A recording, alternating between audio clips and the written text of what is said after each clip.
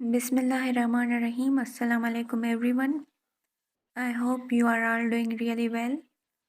Welcome to the Dynamic Law Association. आज का हमारा टॉपिक है इंट्रोडक्शन टू लॉ का advantages and disadvantages of law. सबसे पहले हम एडवांटेजेस ऑफ लॉ डिस्कस करते हैं। फर्स्ट पे है uniformity and certainty. Uniformity and certainty uniformity means equality. Law must be equal and certainty law को यकीनी बनाना।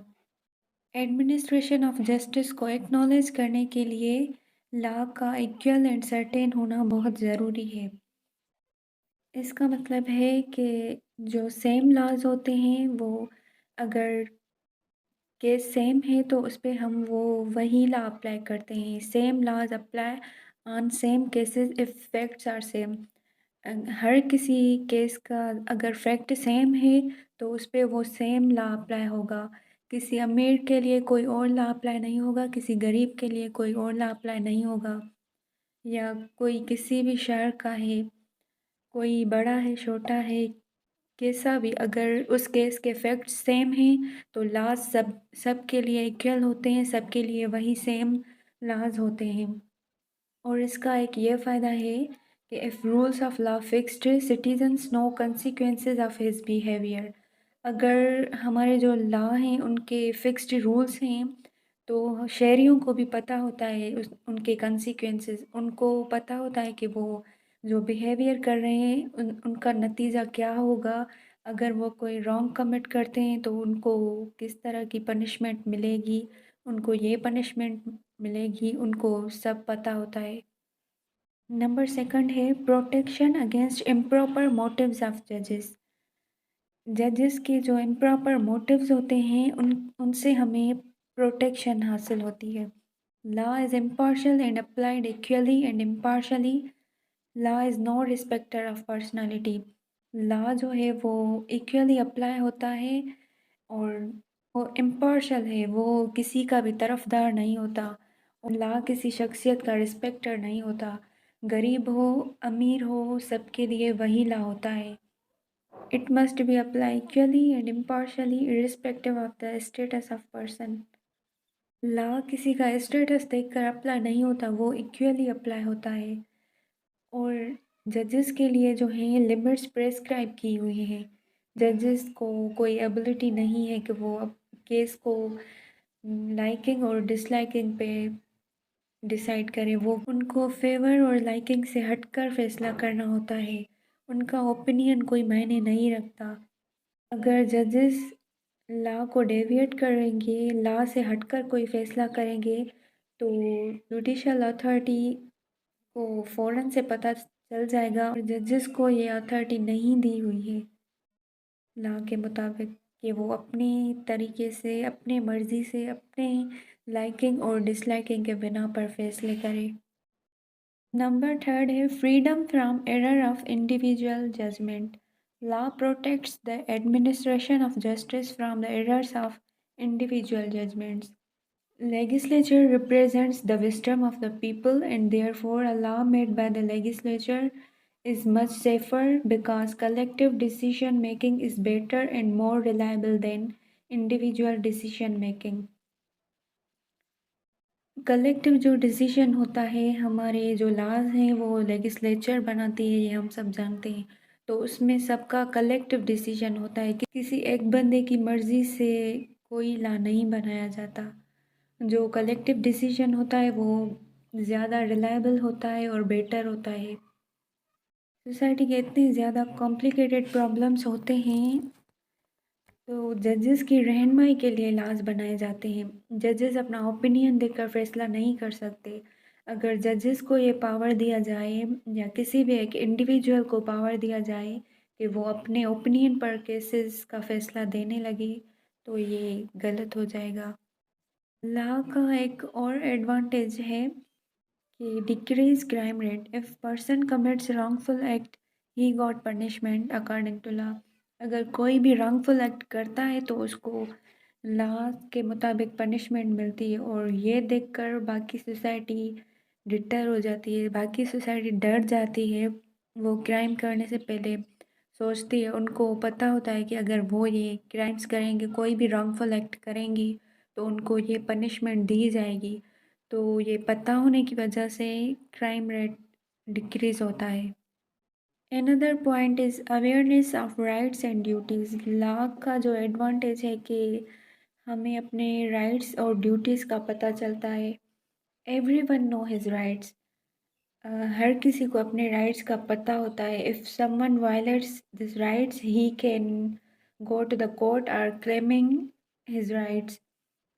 हर कोई अपना राइट क्लेम कर सकता है और हर किसी को लॉ के मुताबिक उसके राइट्स दिए गए हैं जो वो पूरी तरह से एंजॉय कर सकता है। और उसके अलावा हमें कुछ ड्यूटीज़ भी दी हुई हैं। What he is bound to do. हर किसी को बाउंड किया गया है कि उसको क्या करना चाहिए, उसको उसकी क्या ड्यूटीज़ हैं। ये हमें सब लॉ बताता है। Now we are discussing disadvantages of law. Number first है रिजिडिटी ऑफ लॉ। लॉ बहुत ही रिजिड है। Law creates hardships in some situations. कभी कभी ऐसी सिचुएशंस आ जाती हैं जहाँ पर फिक्स्ड लॉज एप्लीकेबल नहीं होते, तो ऐसे केसेस के लिए स्पेशल लॉज होने चाहिए। पर लॉ की रिजिड नेचर की वजह से इन केसेस में इनजस्टिस हो जाता है। An ideal legal system keeps on changing according to the changing needs of the people. Therefore, law must adjust to the needs of the people and it can not isolate itself from them.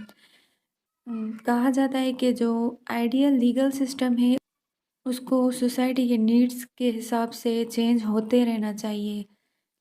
Law को अपने आप को adjust करना चाहिए, लेकिन वो उसकी rigid nature की वजह से नहीं हो पाता और ऐसे केसेस में इनजस्टिस हो जाता है।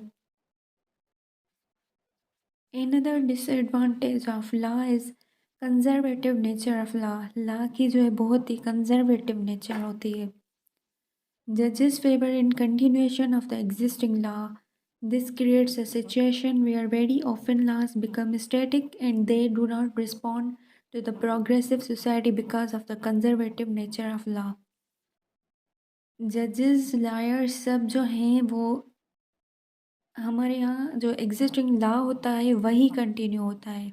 जो सिचुएशंस होती हैं वो हमेशा रैपिडली चेंज होती रहती हैं, बट अभी ऐसी सिचुएशन हो जाती है कि लॉ जो है स्टैटिक हो जाता है। वो सोसाइटी जो है ना बहुत जल्द प्रोग्रेस होती रहती है, तो लॉ उसको रिस्पॉन्ड नहीं कर पाता, उसके मुताबिक नहीं चल पाता अपनी कंजर्वेटिव नेचर की वजह से।